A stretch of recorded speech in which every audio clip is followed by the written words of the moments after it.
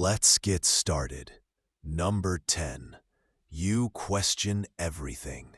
You're in a group chat, and someone sends a fun fact. Everyone reacts with a thumbs up. But you Google it. That's not arrogance. That's the curse of a mind that refuses to take anything at face value. Highly intelligent people are wired to doubt.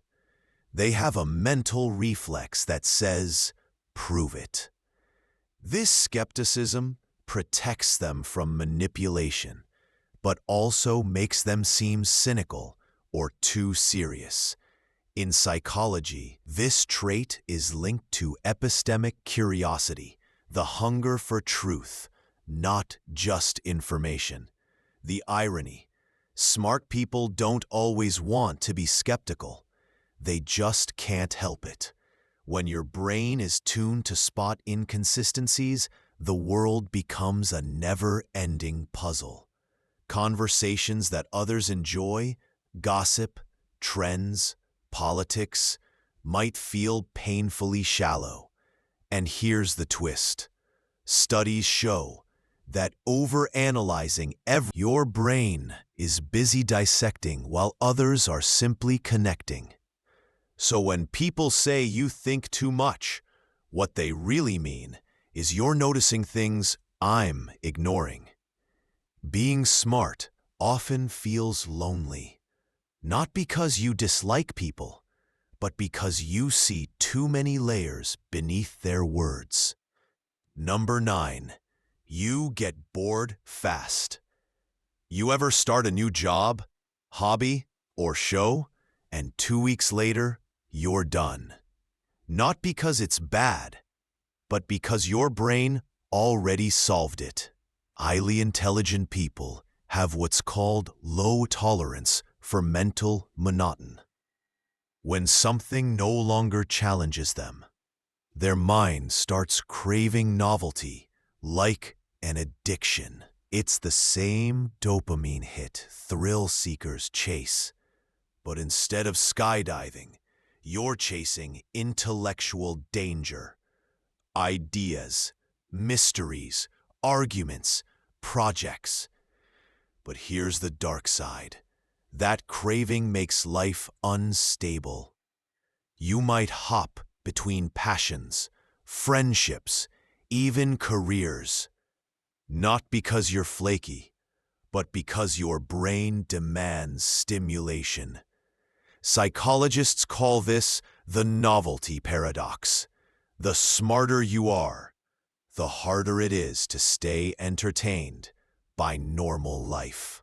And that's why many smart people mistake chaos for creativity. They say, I work better under pressure, when in reality, their brain is addicted to the rush of problem solving. Routine feels like slow death. But remember, boredom isn't always bad. It's often the space where creativity brews. The question is, can you sit with the quiet long enough to let the next big idea form? Instead of running to the next shiny thing. Number 8, you argue with yourself inside your head. It's a war zone. 2, 3, maybe 5 voices all debating one point.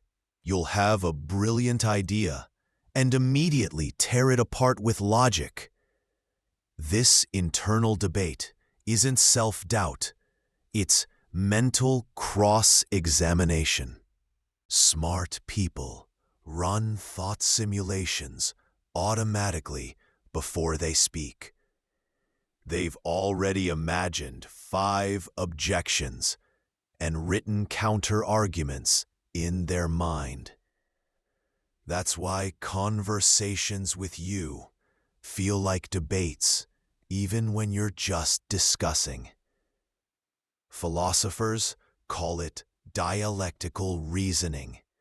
The brain constructs and destroys its own beliefs to find truth. But in real life, that makes you intimidating. You're not trying to dominate.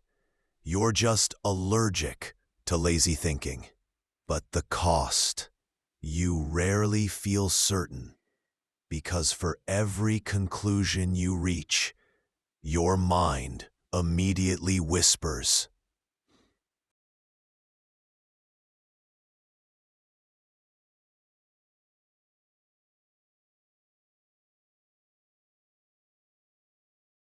"But what if you're wrong?" It's exhausting. You crave peace, but can't silence the courtroom in your head. Yet this very tension, that relentless questioning, is what drives progress. Every great thinker, from Socrates to Einstein, lived inside that same mental storm. Number 7. You feel emotionally out of sync. You can walk into a room and instantly feel the tension before anyone says a word. Someone's smiling, but you can tell it's not real. That's not paranoia. That's emotional intelligence turned up to 11. Smart people often have heightened emotional perception, meaning they detect micro-expressions, tone shifts, and energy changes that most people miss. But this superpower has a downside: constant overstimulation. When you sense everything, it's easy to feel everything too. You might find yourself exhausted after socializing. Not because you dislike people, but because you've been unconsciously analyzing everyone in the room. Their stress becomes your stress.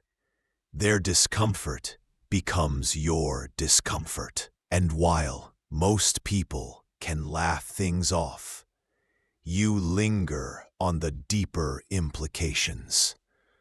Why did they say that? What were they really feeling? This overempathy can make you appear distant or cold, when in truth, you're overwhelmed. Ironically, intelligence doesn't always make you socially adept. It just makes you more aware of the unspoken complexities. You see the invisible strings connecting people, and sometimes you wish you couldn't. Number 6. You struggle to relate. You start explaining an idea. Your eyes light up. Your mind races ahead. And then you realize no one's following you. That awkward silence. It's not because you're weird. It's because your brain moves too fast for most conversations. This is called asynchronous communication, where your thought speed and others' processing speed don't match. You skip steps they need. To you, the conclusion feels obvious. To them, it feels like you teleported. Over time, this gap makes socializing tiring. You either oversimplify yourself to fit in, or stay silent to avoid frustration. And both feel equally painful. Albert Camus once wrote, "Intelligence isolates." He wasn't exaggerating. The smarter you are, the lonelier your world becomes. Not because you don't want connection, but because deep connection requires equal mental bandwidth. Still, this isolation isn't permanent. Some of the best friendships and relationships form not from shared intellect, but from shared curiosity. People who might not think like you, but think with you. Number 5. You're obsessed with patterns. You don't just see things, you connect them. Random coincidences form constellations in your mind. A song lyric, a stranger's gesture, a repeated number. To most people, it's nothing. To you, it's part of a larger pattern. This isn't superstition. It's a side effect of pattern recognition bias, a trait linked with higher intelligence and creativity. Your brain constantly searches for structure in chaos. That's what makes you great at solving problems, but also prone to overthinking them. You might spot subtle cues others miss, a friend's hidden sadness, the real motive behind a compliment, or even flaws in systems no one else questions.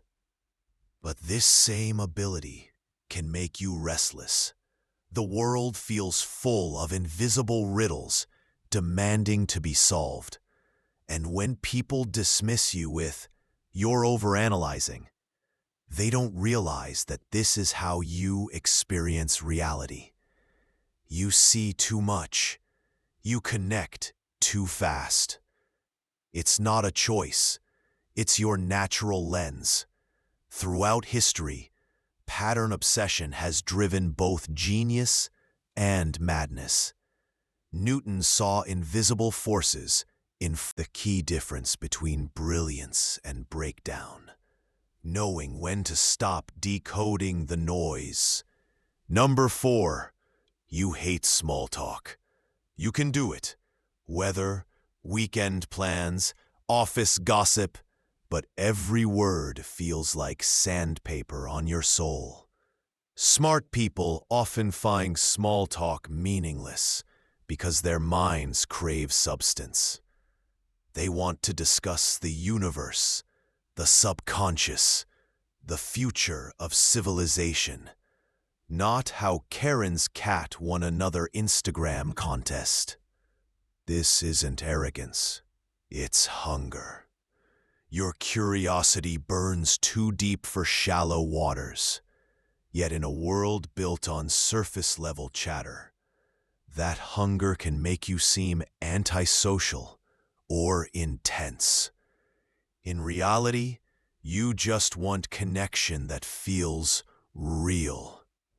The kind where time disappears, ideas collide, and you both walk away slightly changed. But here's the paradox. Small talk is the bridge to deep talk. It's the calibration phase, the human handshake before the mind dive. Learning to tolerate it doesn't make you less authentic. It gives you access to more worlds. So maybe it's not about faking interest in the weather. It's about seeing it as an invitation. Because sometimes the person making that small talk might just be another deep thinker testing the waters too. Number 3, you have a dark sense of humor. You laugh at things you probably shouldn't. Not because you're cruel, but because your mind processes absurdity faster than your emotions can filter it. Psychological studies from the University of Vienna found that people with higher IQs tend to enjoy dark humor jokes about death, tragedy, and irony. Why? Because understanding dark humor requires holding multiple conflicting realities at once. It's mental gymnastics with emotional detachment. While most people react with discomfort, your brain goes, "Ah, that's twisted but clever." You recognize the absurd contradictions of life, how suffering and comedy often overlap. You see how tragedy exposes truth. The downside, others might think you're insensitive. They don't realize your laughter isn't mockery. It's existential recognition. You're not laughing at pain. You're laughing through it. That ability to find wit in darkness has been the secret survival tool of geniuses and artists throughout history. Robin Williams, George Carlin, even Stephen Hawking, all masters of turning pain into punchlines. So, if your humor sometimes disturbs people, remember, it's not broken empathy. It's the rare ability to smile in the void. Number 2, you overthink happiness. Most people chase happiness. You analyze it. You ask, what even is happiness?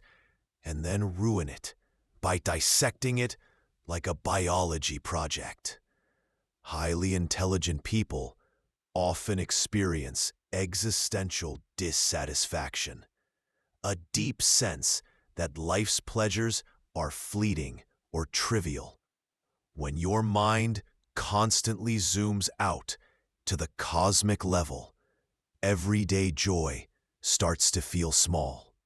You might enjoy success for 5 minutes before wondering what's next, or lie awake at night asking why humans even care about meaning at all. That's not depression. That's awareness turned inward.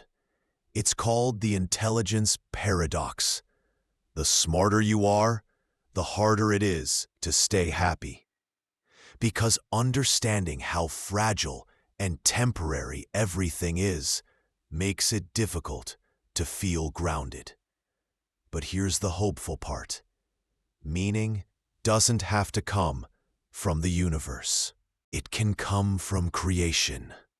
Smart people often find joy not in consuming, but in building ideas, stories, solutions. When your brain feels too big for this world, make worlds of your own. Number 1, you feel like an outsider even among people you love.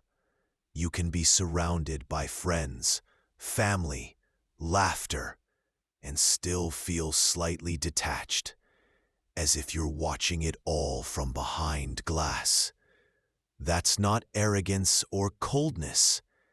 That's the silent burden of awareness. When you see life from so many angles at once, it's hard to fully belong to just one. You understand too much. How fragile relationships are. How time is slipping. How most people cling to illusions just to stay sane. Smart people often carry this invisible distance, a quiet observer energy. They can adapt to any crowd, but never truly dissolve into it. It's what psychologists call metacognition fatigue, the exhaustion of constantly watching yourself think. You might smile and play along, but deep down, you're analyzing the moment, its irony, its impermanence, its hidden dynamics. You are both participant and narrator. And that duality, that constant self-awareness, can make even joy feel slightly secondhand. But here's the truth. Most people never tell you.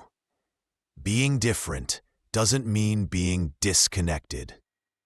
Many great minds from Kafka to Da Vinci walked that same lonely edge. It's not exile, it's perspective. You're not standing outside life